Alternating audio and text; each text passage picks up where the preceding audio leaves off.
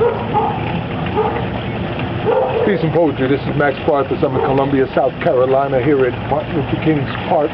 I'm with my co-host of the session live, Spiryt, and we're here for the March 4th for Freedom campaign, joining our brothers and sisters across the nation for marching forth to protest the private prison industrial complex. And we're going to start it off with some of the truth.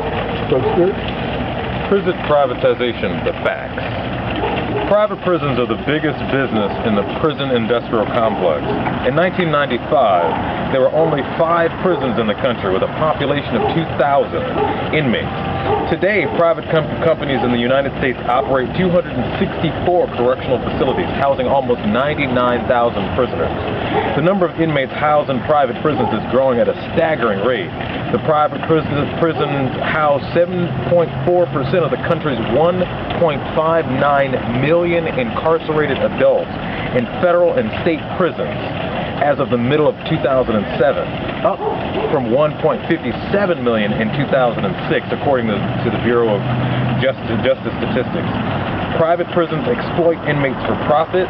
Sales of prison goods soared from 392 million in 1980 to 1.31 billion in 1994. That's a hell of a jump. Prison laborers now make clothes, car parts, computer components, shoes, furniture, and many other items. Although state prisons pay a minimum wage to inmates, private prisons pay inmates as little as 17 cents per hour. Modern-day slavery. For profit, prisons breed unsanitary living conditions for inmates. The American Civil Liberties Union filed lawsuits involving several prison companies last decade, alleging poor treatment of inmates. In 2007, for example, it was discovered that detainees in San Diego private facility were routinely assigned in groups of 3 to sleep in 2 different cells, in 2-room cells, excuse me. Meaning one had to sleep on the floor near the toilet, or the temporary beds in recreation rooms or in other common spaces. Private prisons lobby for harsher sentences. The private prison industry uses its clout to lobby the severity of sentencing laws like the 3 strikes and you're out in California. The Correction of Corporate America. The Correction Corporation of America has become one of the largest contributors to political campaigns in California. I mean, that's modern-day slavery, folks. That's modern day. Rounding up people just to place in boxes in order to make profit. Then you got people on Wall Street selling stocks for motherfuckers that's sitting in jail right now. Now, I can understand there's people out there saying that, okay, well, yeah, you know, they deserve to be in prison, you know, they're rapists and murderers. But see, some people are in jail for they're having a nickel bag. Non-violent drug offenses. Non-violent drug offenses. Some people. Matter of fact, that's most of the jail. Most of them. You know what I'm saying? Most of the jail. You know, and a lot of people are in jail for just fitting the description of somebody. You know what I'm saying? I fit the description of somebody. Black male, a bulletin dreadlocks. That says, it's a video, you guys got to check it out.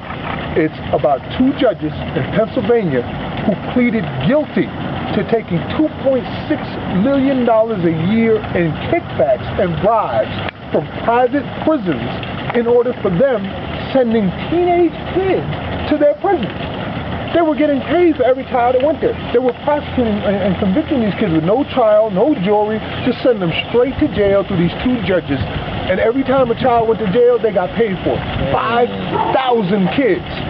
The Supreme Court just recently ruled to overturn all the verdicts and release all 5,000 of them. Wow. Some of them were going to jail for threatening people on MySpace. Wow. Yeah, didn't you tell me something about Dick Cheney?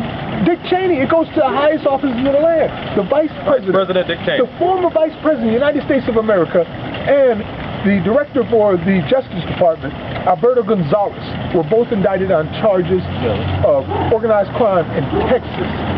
Organized crime. It was found that the Vice President of the United States had $85 million of his own money invested in the Vanguard Group. The Vanguard Group are the people that own the private prison corporations. $85 million. March for freedom, man. If you don't know, you need to find out modern day slavery is alive and well in America. Matter of fact, I got some people